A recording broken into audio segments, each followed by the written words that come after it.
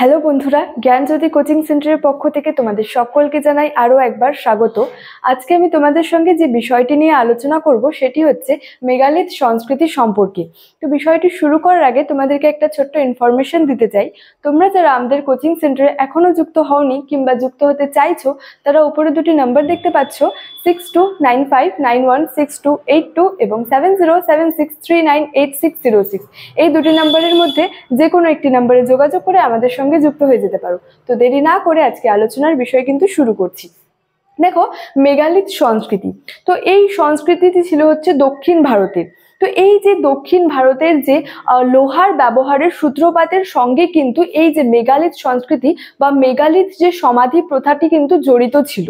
তো এছাড়াও বলা হয়েছে যে এই যে দক্ষিণ ভারতের হচ্ছে যে মেগালিথ থেকে কিন্তু লৌহ যুগের বিভিন্ন আর কি নিদর্শন সম্পর্কে নিদর্শন কিন্তু আবিষ্কৃত হয়েছিল বা বিভিন্ন নিদর্শন কিন্তু পাওয়া গেছিল।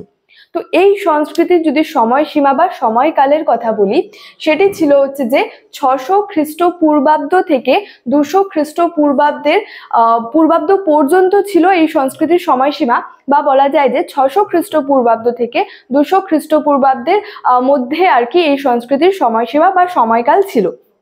তো এই যে এই অঞ্চল থেকে কিন্তু এই অঞ্চলে কিন্তু মেগালিথ নানা ধরনের ছিল, অর্থাৎ মেগালিথ যে সমাধিগুলি ছিল সেগুলি কিন্তু নানা ধরনের ছিল।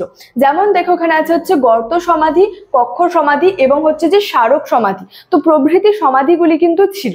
তো এই যে সমাধিগুলি ছিল, এই সমাধিগুলি থেকে কিন্তু লৌহ নির্মিত বিভিন্ন জিনিস আর কি আবিষ্কৃত হয়েছিল, অর্থাৎ লোহার কিন্তু বিভিন্ন জিনিস আবিষ্কৃত হয়েছিল এবং সেগুলির মধ্যে উল্লেখযোগ্য ছিল হচ্ছে দেখো, কাস্তে, কুঠার, ত্রিশূল, বর্ষাফলক, বানফলক, এছাড়াও ছিল তরবারি, প্রদীপ প্রভৃতি লৌহ নির্মিত জিনিস কিন্তু এই সমাধি থেকে আর কি আবিষ্কৃত হয়েছিল। এবং এই লৌহ নির্মিত জিনিস ছাড়াও কিন্তু বিভিন্ন জিনিস কিন্তু আবিষ্কৃত হয়েছিল। যেমন দেখো, এই যে কালো ও লাল, সেখানে হচ্ছে মৃৎপাত্র ছিল, পাথরের তৈরি বিভিন্ন জিনিস আবিষ্কৃত হয়েছিল। এছাড়াও দেখো, পোড়ামাটির কাজ সেখানে ছিল। তাছাড়া হচ্ছে সোনা, রূপা এবং ব্রোঞ্জ দিয়ে ব্রোঞ্জের কিন্তু বিভিন্ন জিনিস আমরা কিন্তু এখানে হচ্ছে আবিষ্কৃত কিন্তু হয়েছিল।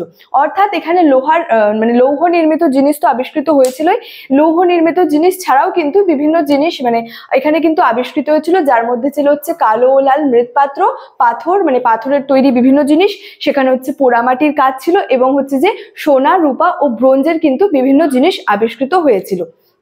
তো দেখো, যদি বলি এখন এই সংস্কৃতির নিদর্শনগুলি কোন কোন স্থানে বা কোন কোন জায়গায় পাওয়া গেছিল, তো দক্ষিণ ভারতের কিন্তু বেশ কয়েকটি জায়গায় এই সংস্কৃতির নিদর্শনগুলি কিন্তু পাওয়া গেছিল।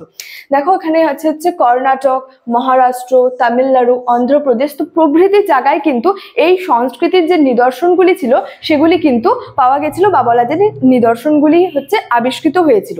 এবং এই যে মেগালিথ যে সংস্কৃতিটি ছিল, এটি ছিল হচ্ছে গ্রামীণ সংস্কৃতি, অর্থাৎ গ্রামকে কেন্দ্র করে কিন্তু এই সংস্কৃতি ছিল। তো এই যে গ্রামীণ সংস্কৃতি বা গ্রামীণ জীবনের হচ্ছে ভিত্তি ছিল, এখানে হচ্ছে মূল ভিত্তি ছিল কৃষি কাজ এবং হচ্ছে পশুপালন।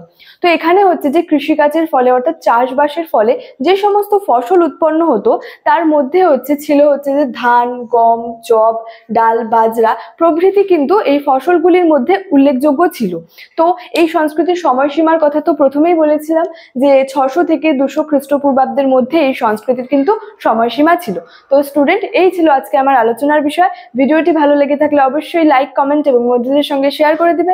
দেখা হচ্ছে তোমাদের সঙ্গে পরবর্তী ভিডিওতে। Thank you so much. Thanks for watching.